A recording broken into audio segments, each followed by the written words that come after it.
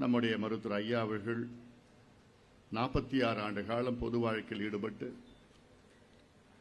எத்தனையோ மாற்றங்களை தமிழ்நாட்டுக்கு கொண்டு வந்து Your parents spent 15 lakh rupees on your engineering degree and you can't even spend 9 rupees to make sure that it doesn't become useless. This is happening in 2025. If you don't have AI skills and if you don't have knowledge of AI agents, you will be soon out of the workforce by the end of 2025 itself. So if you want to learn AI tools and AI agents, you can go ahead, watch hundreds and hundreds of hours of YouTube, and you can also go through 1500 AI tools and find what AI tools are useful for you.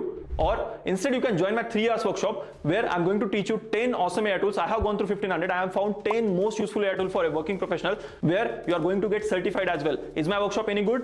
No, it's not. It's freaking awesome. That's not me saying it. That's said by 2 million working professionals who joined my workshop and gave me a 4.92 rating. So what are you waiting for? Click on the link below, sign up for my workshop. I'll see you inside.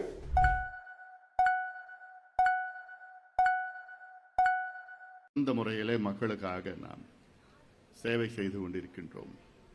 அந்த உணர்வோடு இருக்கின்றோம். நம் மீது எத்தனையோ விமர்சனங்கள். பாட்டாளி கட்சியாப்பா, அது என்னப்பா, அது ஒரு ஜாதி கட்சிப்பா, அது என்னப்பா இங்க போவான் அங்க போவாங்க, அது என்னப்பா இப்படி விமர்சனங்கள், எவ்வளோ விமர்சனங்கள். அதையெல்லாம் ஓரம் தட்டி நம் நோக்கம் என்ன? தமிழ்நாட்டு மக்களுக்கு விடுதலை கிடைக்க வேண்டும், சமூக நீதி பெற வேண்டும், மதுவில்லாத ஒரு தமிழகத்தை உருவாக்க வேண்டும், போதையில்லா தமிழகத்தை உருவாக்க வேண்டும், படித்த அத்துணை இளைஞர்களுக்கும் வேலை வாய்ப்பு உருவாக்க வேண்டும், விவசாயிகள் மகிழ்ச்சியாக இருக்க வேண்டும், பெண்கள் பாதுகாப்பாக இருக்க வேண்டும் என்ற நோக்கத்திலே தான் தொடர்ந்து நம் வேலைகளை, நம் கடமைகளை நாம் செய்து வருகின்றோம். அந்த வகையில் பாட்டாளி மக்கள் கட்சியின் தலைவராக செயல்படுவதில் எனக்கு மிகுந்த பெருமை. அந்த அத்துணை பெருமைகளும் உங்களைத்தான் சேரும்.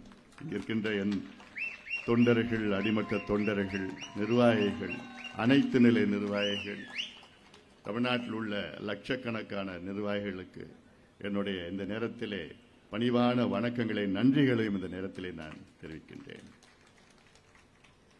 நீங்கள் இல்லை என்றால் நாங்கள் இல்லை. எனக்கு முன்பு மேடையில் உள்ள அத்துணை தலைவர்களும் பேசினார்கள். தமிழ்நாட்டில் உள்ள ஒவ்வொரு பிரச்சனை, இந்த பிரச்சனைக்கு தீர்வு நாம் தான் சொல்லுகின்ற ஒரு கட்டாயத்தில் இருக்கின்றோம். காரணம், தமிழ்நாட்டை 60 ஆண்டு காலம் ஆட்சி செய்த கட்சிகளும் மனசுல இருக்கு, நிறைய இருக்கு, பேசணும்னு இருக்கு. ஆனா இந்த மேடை அது இல்லை. ஏன்னா ஒரு சில நாட்களுக்கு முன்பு ஒரு முக்கிய தலைவர் எனக்கு பேசினார். தமிழ்நாட்டில் ஒரு முக்கிய தலைவர் தொலைபேசியில் பேசினார். நான் ஒரு அறிக்கை வெளியிட்டேன் ஒரு 2-3 நாட்களுக்கு முன்பு. அந்த அறிக்கையில் தமிழ்நாட்டில் உள்ள தமிழ்நாடு நாள் என்று கொண்டாடப்பட வேண்டிய தேதி நவம்பர் 1 என்று அறிக்கையில் வெளியிட்டேன். ஆனால் கடந்த திமுக ஆட்சியில் தமிழ்நாடு நாள் என்று ஜூலை 18ஆம் நாள் அவர்கள் அந்த தேதியை மாற்றி ஜூலை 18ஆம் நாள் கொண்டாடுகின்ற ஒரு சூழலை உருவாக்கினார்கள் கடந்த திமுக ஆட்சியில். இந்த அரசும் அதை கடைபிடித்து தமிழ்நாடு நாள் என்றால் ஜூலை 18 என்று கடைபிடித்து அந்த திமுகவுடைய கொள்கையை தொடர்ந்து இவர்களும் அதை கடைபிடித்த ஒரு சூழல். அதை திருத்த வேண்டும் என்ற நோக்கத்திலே ஒரு அறிக்கை வெளியிட்டேன். மொழி வாரியாக பிரிக்கப்பட்ட மாநிலம் 1956ஆம் ஆண்டு நவம்பர் 1ஆம் தேதி பிரிக்கப்பட்டது. அப்பொழுதுதான் அதற்கு முன்பு சென்னை மாகாணம் இருந்தது, மெட்ராஸ் பிரசிடென்சி இருந்தது. 1956ஆம் ஆண்டில் நவம்பர் 1ஆம் தேதியில தான் மொழி வாரியாக ஆந்திர பிரதேசம், கர்நாடகா, கேரளா. ஆனால் நம் தமிழ்நாட்டிற்கு அப்பொழுது சென்னை மாநிலம், மெட்ராஸ் ஸ்டேட் இருந்தது. அதன் பிறகு 1967 திமுக ஆட்சிக்கு வந்த அண்ணா அவர்கள் இந்த ஜூலை 18ஆம் தேதி சட்டமன்றத்திலே ஒரு தீர்மானத்தை கொண்டு வந்தார். அவ்வளவுதான். என்னன்னு, தமிழ்நாடு என்ற தீர்மானம் 1967 ஜூலை 18ஆம் தேதி கொண்டு வந்த தீர்மானம். ஆனால் அந்த தீர்மானம் 1969ஆவது ஆண்டில் ஜனவரி 14 தான் உண்மையா தமிழ்நாடு என்று பெயர் சூட்டப்பட்டது. ஆனால் திமுக அதில் வரல, எப்பவுமே அவங்க தான் வரலாற்றை கிரிச்சு போட்டு பண்ணிட்டு இருப்பாங்க. அப்போது ஒரு முக்கியமான தலைவர் என்கிட்ட பேசினாரு, சார் நீங்கள் அதெல்லாம் விட்டுடுங்க, ஜூலை 16 விட்டுடுங்க, 18 விட்டுடுங்க, ஜனவரி 14 விட்டுடுங்க, நவம்பர் 1 விட்டுடுங்க. ஆனால் உண்மையாக தமிழ்நாடு விடுதலை கிடைச்ச நாள் வந்து மே மாதம் 4ஆம் தேதி. இது அவருடைய கருத்து, அவர் சொன்ன கருத்து. 60 ஆண்டு காலமாக இருவரும் மாறி மாறி ஆட்சி செய்து உண்மையான தமிழ்நாட்டுக்கு விடுதலை கிடைத்த நாள் என்று மே மாதம் 4ஆம் தேதி மக்கள் ஒரு புரட்சியை ஏற்படுத்தினார்கள், ஒரு மாற்றம் கொண்டு வந்தார்கள் என்று இது அவருடைய கருத்து. ஊடக நண்பர்களுக்கு இதை திரித்து இதை நான் சொன்ன மாதிரி நீங்க போடாதீங்க. ஆனாலும் 10 ஆண்டுகளுக்கு முன்பு இந்த முயற்சியை நாம் எடுத்தோம். மாற்றம் முன்னேற்றம் மாண்புமணி என்று 2016 ஒரு பிரச்சாரத்தை மேற்கொண்டோம். ஒரு மாற்றம் வேண்டும் என்று அது முயற்சி செய்தோம். நமக்கு என்ன பிரச்சனை தெரியுமா? நம்ம எல்லாமே முன்கூட்டியே செஞ்சிடுவோம், அதான் நமக்கு பிரச்சனையே. 30 ஆண்டுகளுக்கு முன்பு மது ஒழிப்பு, மது விலக்கு, மது ஒழிப்புன்னு மருத்துவர் ஐயா அவர்கள் பிரச்சாரத்தை மேற்கொண்டார். அப்போ ஒருத்தர் கூட மூச்சு விடல. ஐயோ மதுவா, ஒரு கட்சி கூட மூச்சு விடல. ஆனா அப்பவே எது வந்தாலும் பரவாயில்ல, நாங்க மது விலக்கு கொள்கை, மது ஒழிப்பு என்று தொடர்ந்து போராடி போராடி போராடி இந்த தமிழ்நாட்டில் உள்ள அனைத்து கட்சிகளும் நாங்களும் கொள்கை அளவில் மது விலக்கை நாங்கள் கொண்டு வருவோம், ஆதரிக்கின்றோம் என்று அந்த அளவுக்கு அத்துணை கட்சிகளும் இன்று முடிவெடுத்திருக்கின்றார்கள். ஒரு சிலர் இப்பொழுது திடீரென்று மதுவை ஒழிக்க வேண்டும், நாங்கள் 30-40 வருஷமா பண்ணிட்டு இருக்கோம். அதான் நம்ம பிரச்சனையே, அதுதான். நம்ம எல்லாமே முன்கூட்டியே எடுத்துட்டு பண்ணிட்டு இருப்போம். 25 ஆண்டு காலமாக உறுதிமொழி எடுத்துக் கொள்கின்றோம். நாம் என்ன, தமிழ்நாட்டில் உள்ள இளைஞர்களை போதை பழக்கத்துக்கு ஆளாகக்கூடாது, விவசாயத்தை மேம்படுத்துவோம், கல்வியை மேம்படுத்துவோம், சுகாதாரத்தை எப்போ 25 ஆண்டு காலமாக இந்த உறுதிமொழியை வெள்ளை சீருடையிலிருந்து இளைஞர் சங்கம் சார்பில் எத்தனையோ நூற்றுக்கணக்கான உறுதிமொழி கூட்டங்களை நடத்தியிருக்கின்றோம். அதேதான் ஒரு மாற்றம் வேண்டும் என்று 10 ஆண்டுகளுக்கு முன்பு நாம் முயற்சி பண்ணோம். அப்பொழுது ஜெயலலிதா அம்மையார் ஒரு பக்கம், கலைஞர் அவர்கள் ஒரு பக்கம் இருந்த காரணத்தால் மக்கள் நம் மீது நம்பிக்கை அன்று வைக்க முடியும். நம்முடைய பிரச்சாரம் வெற்றி பெற்றது, மாற்றம் முன்னேற்றம் அன்புமணி என்ற பிரச்சாரம் வெற்றி பெற்றது, நாம் வெற்றி பெற முடியவில்லை. ஆனால் அந்த பிரச்சாரத்தை இன்னைக்கு பண்ணியிருந்தா வேற விதம். ஆனாலும் அது அரசியல் சூழல்கள். ஆனால் இன்னைக்கு பாட்டாளி மக்கள் கட்சி என்ன சொல்கிறது, பாட்டாளி கட்சியுடைய அறிக்கைகள் என்ன என்று தமிழ்நாட்டில் உள்ள அனைத்து மக்களும் கூர்ந்து கவனித்துக் கொண்டிருக்கின்றார்கள். மக்கள் மட்டுமல்ல, அத்துணை தலைவர்களும். ஏன்னா நம்ம அறிக்கை வந்த பிறகுதான் மற்ற தலைவர்கள் அதை பார்த்து தான் வந்திருக்க, அன்புமணி விட்டுருக்காப்லையே, சரி நம்மளும் அதை பார்த்து காப்பி அடிச்சு கட் பேஸ்ட் போட்டு அடிக்குது. எனக்கு அதுல ஒரு மகிழ்ச்சி தான். ஏன்னா நம்ம சொல்ற கருத்தை எல்லாருக்கும் போய் சேரணும். ஆனா கடந்த 5 ஆண்டு காலம் அது என்னன்னு தெரியல. திமுக ஆட்சியில் அது அப்படியே ஒரு நிறுவனம், பெண் நிறுவனம்லாம் வச்சுக்கிட்டு அவங்க மீடியாவுக்கு ஃபோன் பண்ணி அச்சுறுத்தி, அதில் ஒரு உதாரணம் நான் சொல்றேன். கடந்த ஆட்சி காலத்தில் முதலீடு சம்பந்தமாக ஒரு செய்தியை நம்ம வெளியிட்டோம். பொய் முதலீடு என்று ஒரு புத்தகத்தை, ஒரு ஆவணத்தை நாம் வெளியிட்டோம். அதுல என்ன, திமுக சொன்னாங்க 12,16,000 கோடி முதலீடு வந்துவிட்டது தமிழ்நாட்டிலே, தொழில் துறையிலே, தனியார் துறையிலே என்று அவர்களுடைய பொய் பிரச்சாரம் மேற்கொண்டார்கள். அதை முறியடிப்பதற்காக ஒரு புத்தகம், ஒரு ஆவணத்தை வெளியிட்டு அது பொய் முதலீடு, ஆனால் உண்மையிலே வந்த முதலீடு வந்து 98,000 கோடி தான் வந்தது, 12,16,000 கோடி வரல. அமைச்சரவை கூட்டத்திலேயே 1,60,000 கோடி தான் அனுமதி பெறப்பட்டது என்றெல்லாம் சொன்ன பிறகு இதை வந்து டிவியில ஒரு நிகழ்ச்சி, ஒரு தொலைக்காட்சி வந்து ஒரு நிகழ்ச்சி நடத்திட்டு இருந்தாங்க. 1/2 மணி நேரம் செய்தி. அது இது செய்தி லைவ் புரோகிராம். இந்த செய்தி வெளியிடக்கூடாது என்று திமுகவுடைய முதல் குடும்பத்திலிருந்து ஒரு நபர் அந்த தொலைக்காட்சியினுடைய முதலாளி, ஓனர், அவர்கிட்ட போன் பண்ணி மிரட்டி, இந்த புரோகிராம் நீங்க பண்ணீங்க அவ்வளவுதான், உங்க டிவியை நாங்க கட் பண்ணிடுவோம், அவ்வளவுதான், உங்களை ஒழிச்சிடுவோம். உடனே அந்த ஓனர் ஓடி போய் அந்த புரோகிராமை நிறுத்துறார். எந்த அளவுக்கு கடந்த ஆட்சியில் யாருக்குமே ஒரு விடுதலை இல்லாத ஒரு சூழல், ஜனநாயகம் இல்லாத ஒரு சூழல். ஊடகம் என்பது 4வது தூண் ஜனநாயகத்தில்.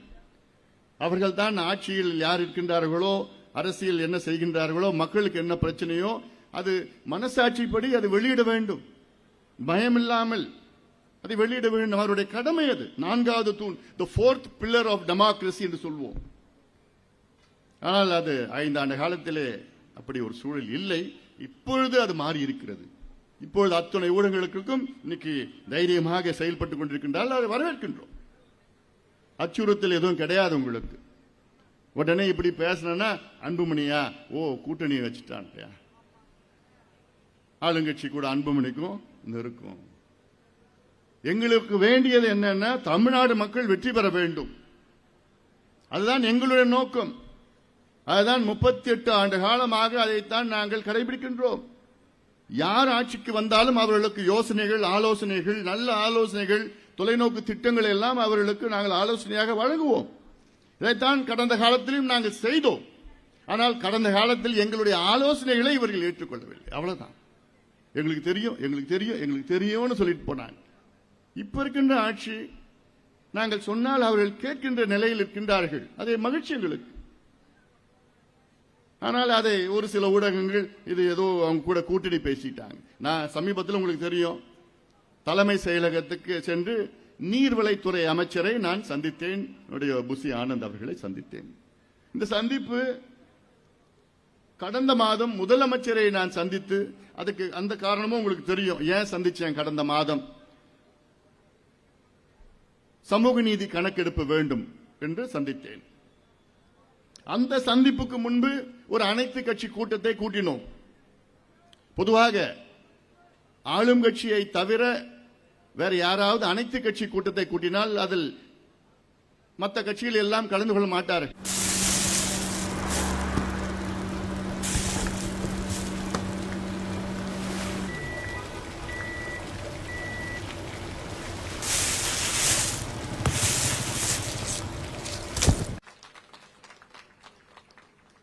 அதிமுக அதில் கலந்து கொண்டது. திமுகவின் தலைவர் மரியாதைக்குரிய திரு ஸ்டாலின் அவர்கள் காலையிலே தொலைபேசியில் தொடர்பு கொண்டு நாங்கள் அதற்கு வர முடியவில்லை, சூழல் சரியில்லை, ஆனாலும் உங்க தீர்மானத்துக்கு நாங்கள் ஆதரவு அளிக்கின்றோம் என்று எனக்கு தொலைபேசியிலே தொடர்பு கொண்டார். அடுத்தது பிஜேபி காங்கிரஸ் ஒரே கூட்டத்தில். நினைச்சு பாருங்க இதெல்லாம். அதன் பிறகு தேமுதிக சீமான் அவர்கள், இப்படி பல கட்சிகள் அதில் கலந்து கொண்டு கிட்டத்தட்ட ஒரு 60 இயக்கங்கள் கட்சிகளும் அதில் கலந்து கொண்டு ஒருமனதாக ஒரு தீர்மானம் நிறைவேற்றுகின்றோம். அதில் தமிழக அரசு உடனடியாக சமூக நீதி கணக்கெடுப்பை நடத்த வேண்டும் என்ற நோக்கத்திலே அதை ஒரு தீர்மானம், அந்த தீர்மானத்தை எடுத்து முதலமைச்சரை சந்திப்போம் என்று அந்த தீர்மானத்தில் இருந்தது. பிறகு நான் முதலமைச்சர் அவர்களுக்கு நான் ஒரு நேரம் கேட்கிறேன். சாயங்காலம் 8 மணிக்கு கேட்கிறேன். அடுத்த நாள் 10 மணிக்கு நீங்க வாங்க. எனக்கு அன்னைக்கு ராத்திரியில் மற்ற தலைவர்களிடம் பேசி அவளை அழைத்து செல்வதற்கு எனக்கு நேரம் இல்லை. தொலைபேசியில் தொடர்பு கொண்டு மற்ற தலைவர்கள் எல்லாம் பேசி நான் காலையில் 10 மணிக்கு வர சொல்லியிருக்கிறார் முதலமைச்சர். நான் போய் பரவாயில்லைங்களா? இல்லையோ நீங்க போங்க, நாங்க வரலாம் பரவாயில்ல, நீங்க போயிட்டு பாருங்க. நாங்க போயிட்டு நம்முடைய சட்டமன்ற 4 உறுப்பினர்களை அழைத்து சென்று அப்பொழுது முதலமைச்சரிடம் 1/2 மணி நேரம் பேசி ஏன் தமிழ்நாட்டில் சாதிவாரி கணக்கெடுப்பு என்கிற சமூக நீதி கணக்கெடுப்பை நடத்த வேண்டும் என்று விளக்கி சொல்கின்றேன். 1/2 மணி நேரம் பேசுறேன் நான். அது ஒரு அந்த வெள்ளையர்கள் காலத்தில் கணக்கெடுப்பு நடத்தினாங்க. 1871 இருந்து 1881, 91, 1901, 11, 21, அப்படி 31 கடைசியில் இதெல்லாம் நான் சொல்லி கிள்ளி, அப்புறம் இடஒதுக்கீடு வரலாற்றை பத்தி எல்லாம் சொல்லி கிள்ளி, இப்படி ஒவ்வொருனா முதல்ல 41 விழுக்காடு, அப்புறம் 42 விழுக்காடு, அப்புறம் 49 விழுக்காடு, அப்புறம் 68 விழுக்காடு, 69 விழுக்காடு, ஒன்னா எப்படி நடந்தது வந்ததெல்லாம் எல்லாம் சொல்லி கிள்ளி இன்னைக்கு ஏன் நடத்தணும்னா தமிழ்நாட்டில் 8 கோடி மக்கள் இருக்கின்றார்கள். அந்த 8 கோடி மக்களுடைய நிலையை தெரிந்து கொள்ள வேண்டும். ஒரு முதலமைச்சர் அவர்கள் நீங்கள் தமிழ்நாடு முதலமைச்சர் என்றால் தமிழ்நாட்டில் உள்ள 8 கோடி மக்களுடைய நிலை, என்ன எப்படி இருக்காங்க, அவங்க பொருளாதாரம் எப்படி இருக்கு, அவங்க கல்வி எப்படி இருக்கு, அவங்களுக்கு வீடு இருக்கா இல்ல குடிசையில் இருக்கிறாங்களா, அவங்களுக்கு வந்து என்ன மாதிரி ஒரு ஒரு சமூக நிலை இருக்கிறாங்க, சோசியல் ஸ்டேட்டஸ் எப்படி இருக்கு, இதெல்லாம் தெரிந்து கொள்ளத்தான் இந்த கணக்கெடுப்பு. மத்திய அரசு எடுக்கின்ற கணக்கெடுப்பு ஒரு பெரிய மேக்ரோ லெவல்ல நீங்க எடுத்தாதான் அதில் சமூக நலத்திட்டங்கள், இடஒதுக்கீடு எல்லாமே அதை வழங்க முடியும். அத்துணை மக்களுக்கு இது ஏதோ சாதி பிரச்சனையோ இது கட்சி பிரச்சனையோ கிடையாது, தமிழ்நாட்டின் வளர்ச்சி பிரச்சனை என்றெல்லாம் சொன்ன பிறகுதான் முதலமைச்சருக்கு அப்படியா சரி நிச்சயமாக என் கட்சியுடைய கொள்கையும் கூட அது என்று சொல்லி அதன் பிறகு ஆளுநர் உரையிலே அதை அறிவித்தார்கள். அதாவது அந்த அறிவிப்பு வந்தவுடன் நான் பேட்டி கொடுத்தேன். அந்த பேட்டியில் என்ன சொன்னேன்னா, எங்களுடைய மருத்துவர் ஐயா அவர்கள் 1980 வன்னியர் சங்கத்தை தொடங்கி அப்பொழுது முதல் மாநாடு நடந்தது. அந்த முதல் மாநாட்டிலே 3 தீர்மானங்கள் முக்கிய, எத்தனையோ தீர்மானங்கள், அது முதல் 3 தீர்மானங்கள் முக்கிய தீர்மானங்கள். அதில் முதல் தீர்மானம் வன்னியர்களுக்கு 20 விழுக்காடு இடஒதுக்கீடு வழங்க வேண்டும் என்று. இரண்டாவது தீர்மானம் என்பது தமிழ்நாட்டிலே சாதிவாரி கணக்கெடுப்பு நடத்தி அனைத்து சமூகங்களுக்கும், அதாவது அனைத்து சமூகங்களுக்கும் அவர்களுக்கு சமூக நீதி பிரதிநிதித்துவம் கொடுக்க வேண்டும், இடஒதுக்கீடு கொடுக்க வேண்டும் என்று இரண்டாவது தீர்மானம். மூன்றாவது தீர்மானம் பட்டியலின மக்களுக்கு, தாழ்த்தப்பட்ட மக்களுக்கு 2 விழுக்காடு கூடுதலாக இடஒதுக்கீடு வழங்க வேண்டும் என்று 46 ஆண்டுகளுக்கு முன்பு தொடங்கப்பட்ட வன்னியர் சங்கம் மாநாட்டில் ஐயா அவர்கள் பேசினார். அதன் பிறகு எத்தனையோ முதலமைச்சர்கள் வந்தார்கள். எம்ஜிஆர் அவர்களை மருத்துவர் ஐயா அவர்கள் பலமுறை சந்தித்தார். கலைஞர் அவர்களை பலமுறை சந்தித்தார் முதலமைச்சராக இருந்த நேரத்தில். ஜெயலலிதா அம்மையார் அவர்களை முதலமைச்சராக நேரத்தில் பலமுறை சந்தித்தார். எடப்பாடி பழனிசாமி அவர்களை பலமுறை சந்தித்தார். ஸ்டாலின் முன்னாள் முதலமைச்சர் ஸ்டாலின் அவர்களை பலமுறை சந்தித்து, இந்த 5 முதலமைச்சர்களை பலமுறை சந்தித்து எப்படியாவது கணக்கெடுப்பு நடத்தி அத்துணை மக்களுக்கும் சமூக நீதியை வழங்குங்கள் என்று எத்தனையோ முறை சந்திச்சோம். அவங்களிடம் அதிகாரம் இருந்தும் ஆட்சி இருந்தும் சட்டம் இருந்தும் மனசு இல்லை அவங்களுக்கு. ஆனால் ஆட்சிக்கு வந்து 1 மாதத்திலே முதலமைச்சர் விஜய் அவர்கள் தைரியமாக இந்த அறிவிப்பை வெளியிட்டிருக்கின்றார் என்றால் உண்மையிலே நாம் அவரை பாராட்ட வேண்டும். இது ஏதோ ஏன் பிரச்சனை உங்க பிரச்சனை இல்லை, தமிழ்நாட்டுடைய பிரச்சனை. உலகாலமா உங்களுக்கு தைரியம் இல்லை நீங்க கணக்கெடுப்பு கொண்டு வருவதற்கு. ஆனால் இன்னைக்கும் முதலமைச்சர் விஜய் அவருடைய அதிகாரிகள், எனக்கு அது வந்த செய்தி, அதிகாரிகள் வந்து சார் இது வேண்டாம் சார், இது பிரச்சனை வரும் சார், கடந்த காலத்திலையும் அது கொண்டு வரல சார், வந்துச்சுன்னா இவங்க இப்படி கேட்பாங்க அவங்க அப்படி கேட்பாங்க, இதெல்லாம் வரும் அப்படிலாம் சொல்லி பார்த்தாங்க. இதைத்தான் கடந்த ஆட்சி காலத்தில், திமுக ஆட்சி காலத்தில் முன்னாள் முதலமைச்சர் ஸ்டாலின் அவர்கள் அவர் தொடக்கத்தில் நாங்கள் செய்கிறேன்னு சொன்னார், என்கிட்ட சொன்னார், ஐயாட்ட சொன்னார், நான் நேரில் போய் பார்த்தப்ப சொன்னார். அதன் பிறகு அவருடைய அதிகாரிகள் சார் எல்லாம் வேண்டாம் சார் பிரச்சனை சொன்னார், அப்படியே விட்டுட்டார். ஆனால் முதலமைச்சர் விஜய் அவர்கள் பரவாயில்லைங்க, என்ன பிரச்சனை வந்தாலும் பரவாயில்லைங்க, இது நான் தேர்தல் அறிக்கையில वाकुर्दी கொடுத்திருக்கின்றேன். அது மட்டும் ये एक टर्म प्लान का ऐड है, पर इसे स्किप मत करना, क्योंकि अगले 30 सेकंड्स में तुम अपनी फैमिली को 2 करोड़ की फाइनेंशियल सिक्योरिटी दे सकते हो, वो भी 30 रुपीज से भी कम में, क्योंकि एक्सिस मैक्स लाइफ दे रहा है 2 करोड़ का कवर, वो भी 30 रुपीज पर डे से भी कम में। तो लेते क्यों नहीं? और इनका क्लेम सेटलमेंट रेशियो 99.70% है, क्योंकि ये दे रहे हैं क्लेम सेटलमेंट की गारंटी, वो भी सिर्फ 3 घंटे में। तुम लोगों ने अगर ये वीडियो स्किप किया तो नुकसान तुम्हारा होगा, क्योंकि एक्सिस मैक्स लाइफ दे रहा है 15% का फर्स्ट ईयर डिस्काउंट, और अब तो जीएसटी भी 0% हो चुका है। तो आपको अब इंतजार है तो आखिर है அவர் சொன்ன இல்ல நான் வரேன் இல்ல சொன்ன இல்ல நான் உங்க ஆபீஸ்க்கு வரேன், உங்க ஆபீசர்ஸ் எல்லாம் ஐஏஎஸ்ல இருந்து நம்ம டெக்னிக்கல்ல இருந்து எல்லாரையும் வர வைங்க, நான் அவங்க கிட்ட தமிழ்நாட்டில் உள்ள நீர் மேலாண்மை திட்டங்களை பற்றி நான் பேச வேண்டும், எனக்கு கிட்டத்தட்ட 2 மணி நேரம் ஆகும் அப்படி சொன்ன, நிச்சயமா என்னைக்குன்னு சொல்லுங்க. அப்புறம் நான் தேதி சொன்னேன், அதுதான் அந்த சந்திப்பு தான் நடந்தது. உடனே சில ஊடகத்தில் அன்புமணியும் புஷியானதும் பேச்சுவார்த்தை முடிச்சுட்டாங்க, இவங்களுக்கு இவ்வளவு அமைச்சர்கள் இவ்வளவு வந்துடுச்சு சேர்ந்துட்டாங்க. இதுதான் ஆக்கப்பூர்வமான அரசியல் பாட்டாளி கட்சி. எங்கள் நோக்கம் தமிழ்நாட்டுடைய நீர்த்திட்டங்கள், நிலுவையில் இருக்கின்ற நீர்த்திட்டங்கள், அதாவது 60 ஆண்டு காலம் இந்த இரண்டு கட்சிகளும் அதென்ன சொல்ல திராவிட கட்சிகள் தமிழ்நாட்டுக்கு அதாவது செய்த நான் துரோகம்னு சொல்ல மாட்டேன், அது கிட்டத்தட்ட அந்த வார்த்தை நீங்க மனசுல வச்சுக்கலாம். திராவிட கட்சிகளுடைய மிகப்பெரிய தோல்வி தமிழ்நாட்டில் 60 ஆண்டு கால தோல்வி என்பது நீர் மேலாண்மையிலே அவர்களுக்கு முக்கியத்துவம் கொடுக்காததுதான். ஏன்னா அவங்க அதை பத்தி என்னன்னு தெரியல, அதான் பிரச்சனை. ஒரு மாநிலத்திற்கு முதன்மை பிரச்சனை, முதன்மை தேவை என்பது நீர் மேலாண்மை, வாட்டர் மேனேஜ்மெண்ட். இது எத்தனையோ மாநிலங்களை நான் பார்த்திருக்கிறேன். பக்கத்து மாநிலங்கள் எடுத்துக்கங்க, உதாரணம் தெலுங்கானா, ஆந்திரா, கர்நாடகா, கேரளா, மத்திய பிரதேஷ், மகாராஷ்டிரா, ஒரிசா, ஏன் குஜராத், இத்தனை மாநிலங்களிலும் நீர் மேலாண்மையில் லட்சக்கணக்கான கோடி ரூபாய் முதலீடு செய்திருக்கின்றார்கள். லட்சக்கணக்கான கோடி ரூபாய்.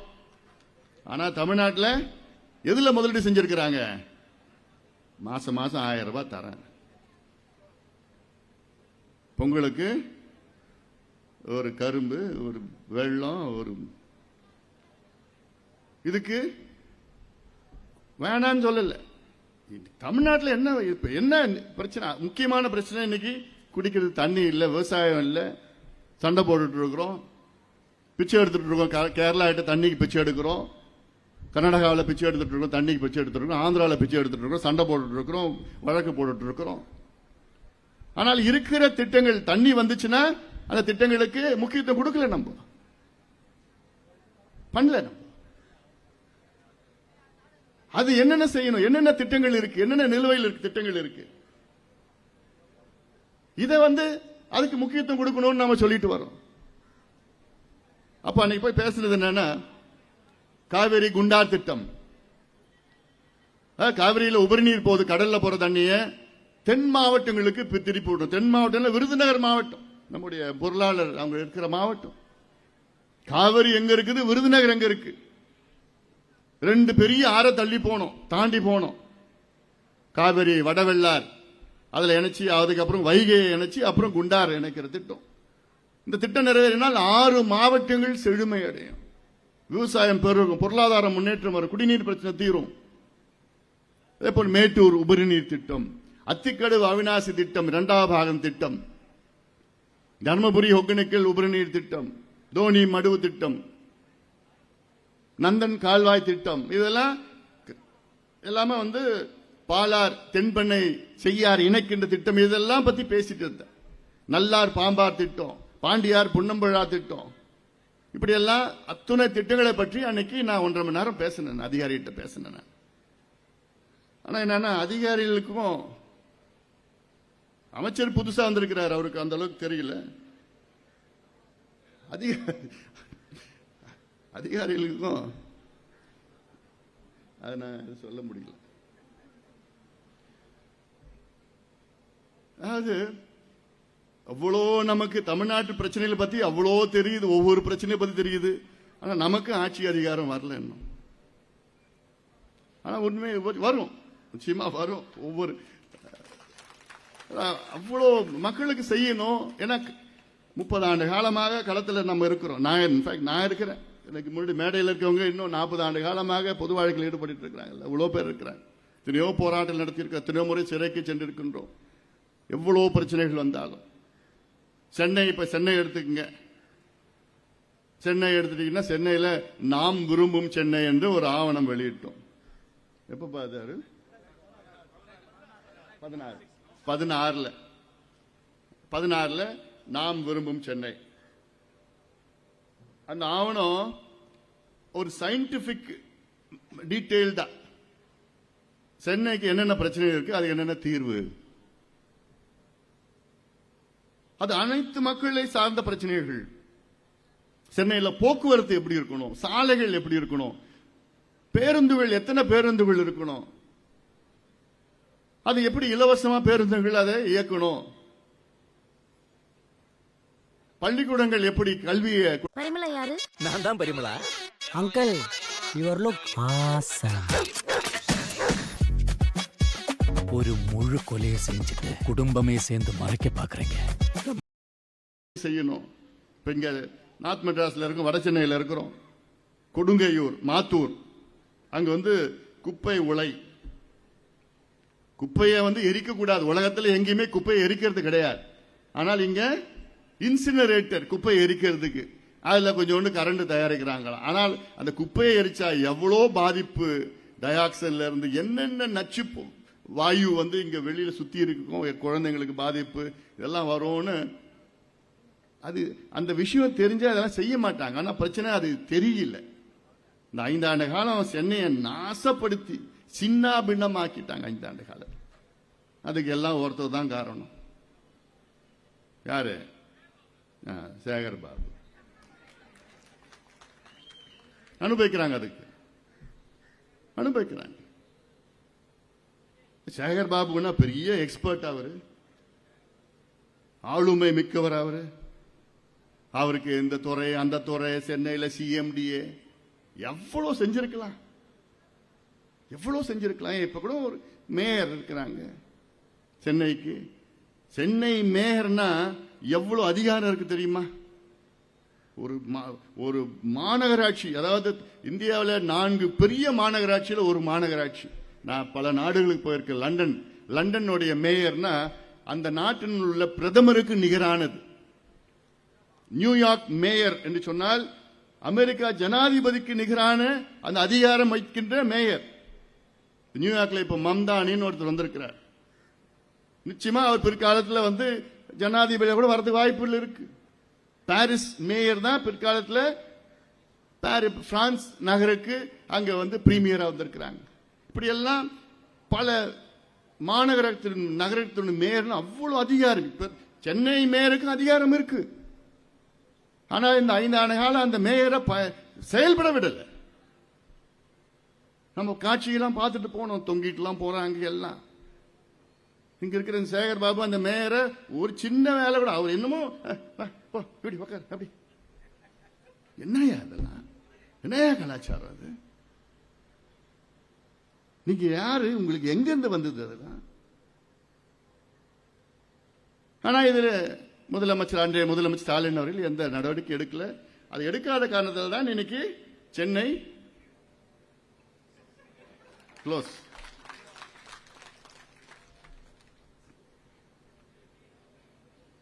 இன்னைக்கும் சென்னையில் எவ்வளோ செய்யலாம். ஆனா சென்னை மக்கள் பத்தி நானும் சென்னையில் தான் இருக்கிறேன். ஆனா நான் இதுக்கு முன்னாடி டீனர்ல இருந்து இப்ப நான் அங்க அந்த பக்கம் போயிட்டேன்.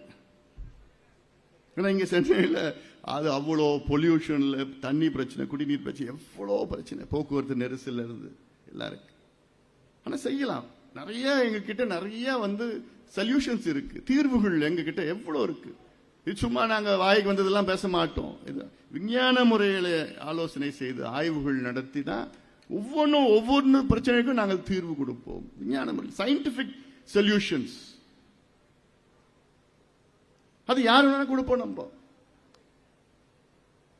அதனால ஒரு தமிழ்நாட்டு மக்கள் எல்லாம் எங்களுக்கும் ஒரு வாய்ப்பு தாருங்கள். இந்த மாற்றம் வந்தது ஆக்சுவலா ஒரு பாசிட்டிவா தான் நான் பார்க்கிறேன்.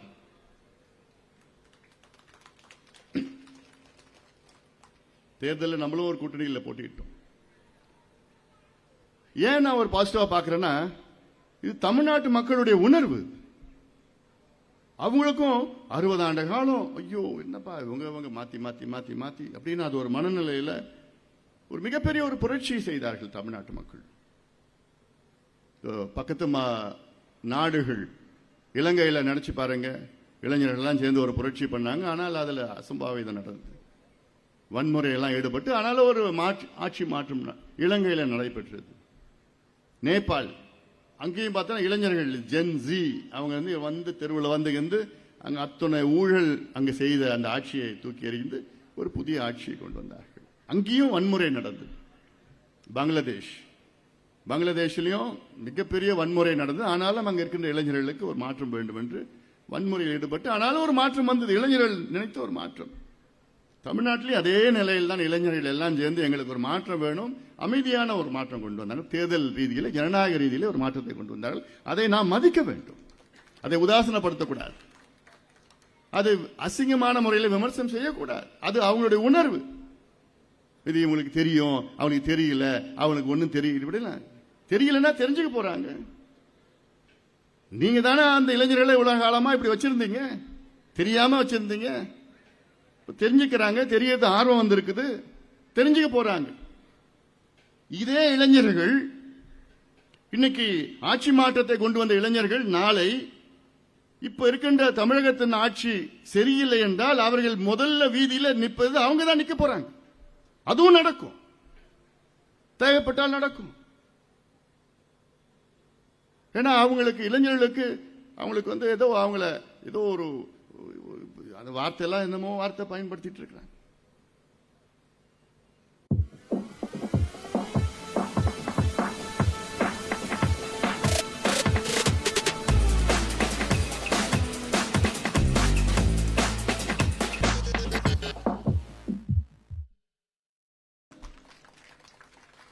அதுக்கு தான் நம்ம ஆக்கப்பூர்வமான யோசனைகள் ஆலோசனைகள் நாங்க கொடுக்கிறோம், சந்தோஷமா கொடுக்கிறோம். ஏன்னா இதுக்கு முன்பு எவ்வளவு சொல்லி பார்த்தோம், கேட்க கூட மாட்டல, கேட்கிற நிலையில கூட இல்ல. இவங்க ரெண்டு பேரும் எவ்வளவு சொல்லுவோம், எவ்வளவு செய்வோம், ஒன்னொன்னும் சொல்லுவோம். நீ என்னடா சொல்றது, நான் என்ன கேட்கறது? அது பிரச்சனை என்னன்னா அவங்களுக்கு தெரியல. அதான் இப்பயும் முதலமைச்சர் அவர்கள் அரசியலுக்கு புதுசுதான், அவருக்கும் தெரியல. ஆனா தெரியறதுக்கு ஒரு ஆர்வம் இருக்கு. அன்னைக்கு அவரை பார்க்கிறப்போ முதலமைச்சர் என் வீட்டுக்கு வந்தப்போ அப்ப நான் சொன்னேன், தமிழ்நாடு மக்கள் வெற்றி பெறணும், அவ்வளவுதான் என்னோட நோக்கம். அது யார் செஞ்சாலும் என்ன, நீங்க செஞ்சா எனக்கு சந்தோஷம். நாங்க ஆலோசனை, நல்ல திட்டங்கள், நல்ல ஆலோசனை உங்களுக்கு நாங்கள் வழங்குகின்றோம். நிச்சயமா சொல்லுங்க சார், எங்களுக்கு இல் பி வெரி ஹெல்ப்ஃபுல். இதுதான் ஆரோக்கியமான ஒரு அரசியல், இதுதான் வேணும், இதுதான் எதிர்பார்க்கிறோம். அதே போன்ற சமீபத்தில் மேகதாது பிரச்சனை.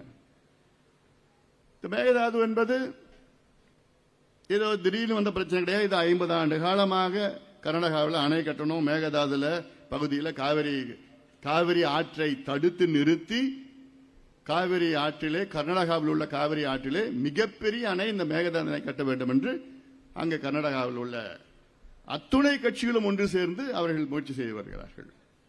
அனைத்து கட்சிகளும். இப்ப இருக்கிற முதலமைச்சர் டி.கே. சிவகுமார் அவர்கள் வீட்டில் போய் உட்கார்ந்துகிட்டு, யார் உட்கார்றா?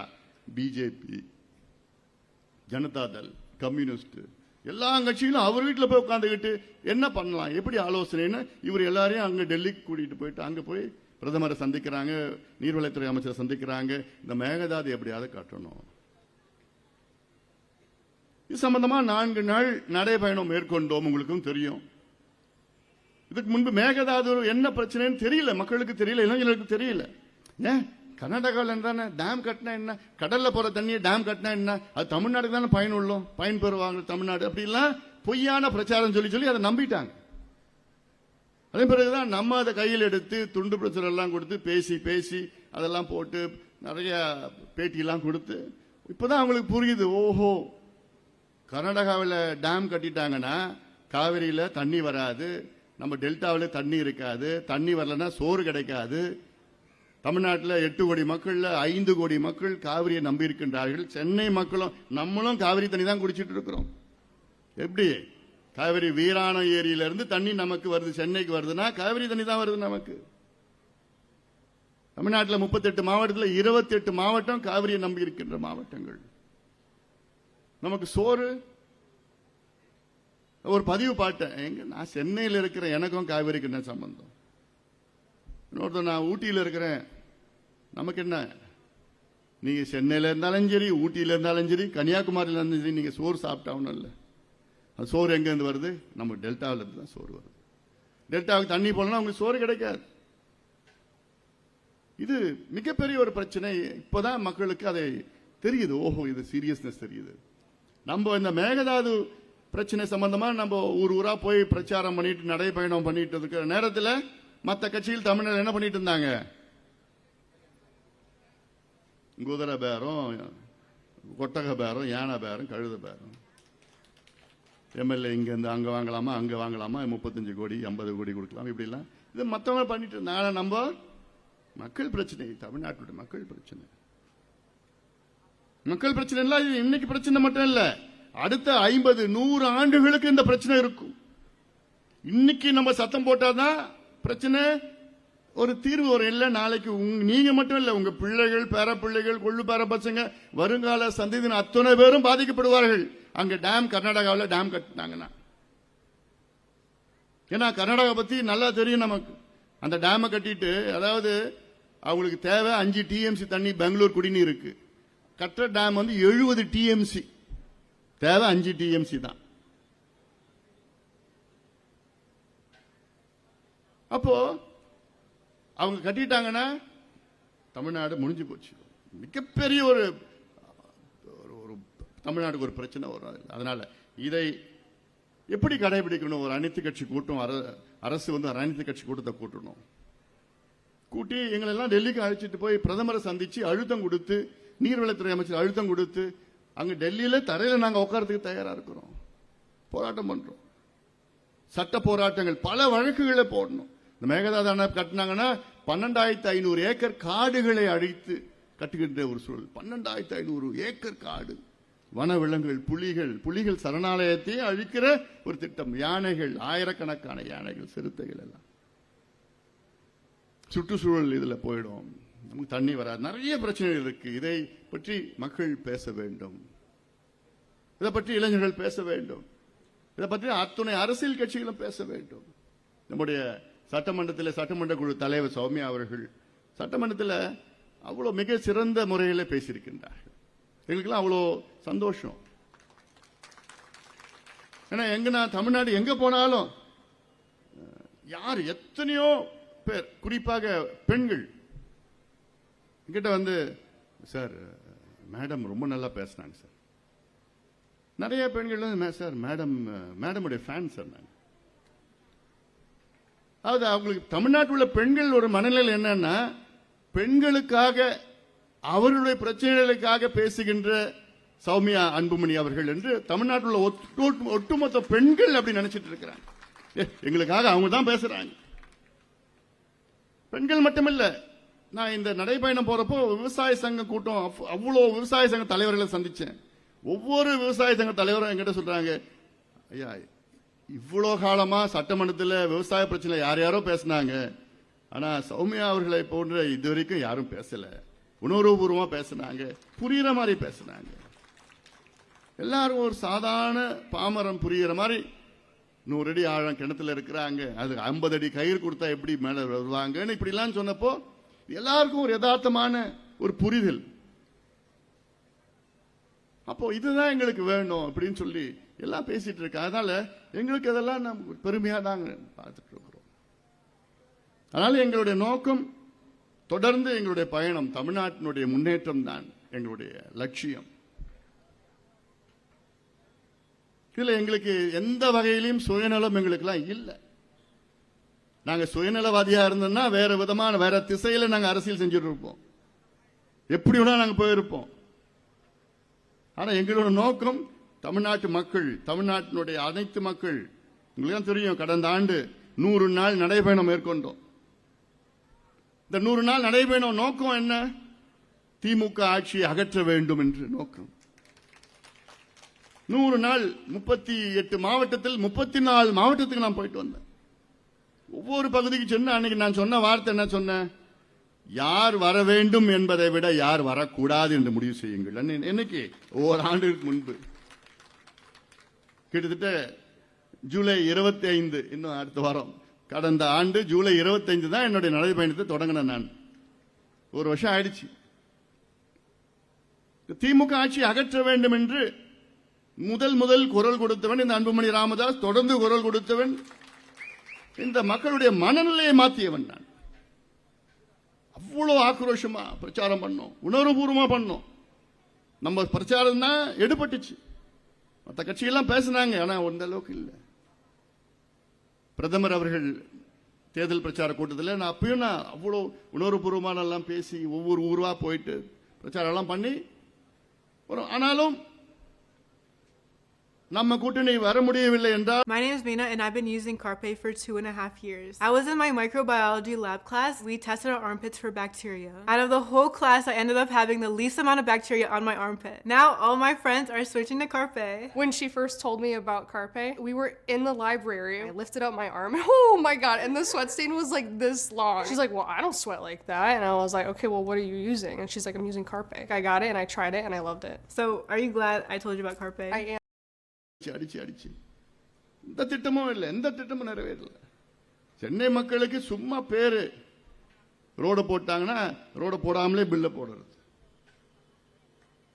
குடிநீர் பிரச்சனை, சாக்காடு, எல்லாம் பில்லு போட்டு அத்துணையும் எல்லாத்தையும் எடுக்கணும். இப்போ அங்க கூட திருவான்மையூர்ல இருந்து உத்தண்டி வரைக்கும் ஒரு மேம்பாலம் இத்தனை அறிக்கை கொடுத்தேன் நான். அந்த மேம்பாலம் எவ்வளோ? 1400 கோடியில செய்யணும் அந்த மேம்பாலம், 14 கிலோமீட்டர். ஆனா 2100 கோடியில அந்த மேம்பாலம் திட்டம் அதை வந்து அடிக்கல் நாட்டி முதலமைச்சர் அவசரமா அடிக்கல் நாட்டிக்கிட்டு மிகப்பெரிய ஊழல் அது. அன்னைக்கே சொன்னேன் நான், ஆனா அதை பத்தி கவலை இல்லை, அடிக்கல் நாட்டிட்டு போனார். ஆட்சி மாற்றம் வந்தது, மறுபடியும் 2 முறை சொன்னேன் அந்த மேம்பாலத்தை ஊழல் நடந்திருக்கு சொன்னா, இப்ப நிறுத்திட்டாங்க. என்னோட நோக்கம் நிறுத்துறது கிடையாது, என்னோட நோக்கம் அந்த ஊழலை தடுக்க வேண்டும். இன்னைக்கு காலையில கூட நான் பேட்மிண்டன், நான் தான் தமிழ்நாடு இறகுப்பந்து கழகத்தின் தலைவர், பேட்மிண்டன் அசோசியேஷன் பிரசிடென்ட் நான் தான் தமிழ்நாட்டில், இந்திய அளவில் வைஸ் பிரசிடென்ட் நான் பேட்மிண்டனில். இன்னைக்கு நேரு ஸ்டேடியமில் ஒரு நிகழ்ச்சி நடந்தது காலையில். அதில் வந்து நேஷனல் ரேங்கிங் டோர்னமெண்ட் 1500 வீரர்கள் வீராங்கனை தமிழ்நாட்டிலேருந்து இந்தியாவிலேருந்து அத்தனை பேரும் இங்கே வந்து கிட்டத்தட்ட ஒரு வாரம் இங்கே அந்த நிகழ்ச்சி. அந்த நிகழ்ச்சியில் நான் தமிழ்நாடு விளையாட்டுத்துறை அமைச்சர் ஆதவ அர்ஜுனா அவரை அழைத்து இந்த டோர்னமெண்ட் வந்து இனாகிரேட் பண்ண சொல்லிட்டு வந்திருந்தார். அப்ப நான் சொன்னேன், அப்ப சொன்னாப்ல, ஆனா அந்த அந்த திட்டத்தை அந்த அந்த அவ்வளவு பெரிய ஊழல் நடந்தது, அதனால நாங்க ரத்து பண்ணிட்டோம், கான்ட்ராக்ட் ரத்து பண்ணிட்டோம். நான் சொன்னேன், என்னுடைய நோக்கம் ரத்து பண்றது கிடையாது, என்னுடைய நோக்கம் வந்து நேர்மையான முறையில் இன்னும் 4 வழி சாலையை வந்து 6 வழி சாலையா பண்ணுங்க. திட்டம் வேணும், ஆனா ஊழல் இல்லாம நடக்கணும். கட்டுமானங்கள் நமக்கு வேணும், சென்னையில் கட்டுமானங்கள் வேணும். இன்னொன்னு சொன்னேன், அந்த outer ring road, outer ring ரோட்ல பாத்தீங்கன்னா அது வந்து திமுக ஆட்சியில் அவசரமா அடுத்த 25 ஆண்டுகளுக்கு ஒரு தனியார் கான்ட்ராக்டர் கிட்ட 2500 கோடி ரூபாய்க்கு தனியார் கான்ட்ராக்டர் கிட்ட அவசரமா ஃபைல போட்டு நகர்த்தி போயிட்டாங்க. இந்த முதலீடு செஞ்சது தமிழ்நாடு அரசு தான். அதிமுக ஆட்சி காலத்தில் 2011, 12, 13 அப்ப தொடங்கப்பட்ட அந்த ரோடெல்லாம் இப்பதான் போட்டு முடிச்சுக்கிடுச்சு. இப்ப அதுல டோல்கேட், அந்த டோல்கேட்டை ஆபரேட் பண்றது ஒரு தனியார் நிறுவனம் அடுத்த 25 ஆண்டுகளுக்கு. ஆனா அவங்களுடைய அரசுக்கு கொடுக்க வேண்டிய 2500 கோடி. கணக்கு போட்டு பார்த்தா 25 ஆண்டுகளுக்கு பிறகு அவங்களுக்கு எவ்வளவு தெரியுமா பணம் போகுது? 55,000 கோடி ரூபாய். ஆனா அவங்க அரசுக்கு கொடுக்கிறது எவ்வளவு? 2500 கோடி. இதுல ஒவ்வொரு துறையிலையும் ஊழல். அதனால நான் சொன்னேன், இது அடுத்து நிறுத்துங்க, அந்த கான்ட்ராக்ட் கொடுக்காதீங்க. அதுல என்ன ரெக்கமெண்டேஷன் நான் பண்ணிருக்கிறேன்னா, அந்த டோல்கேட்டை எடுத்துருங்க.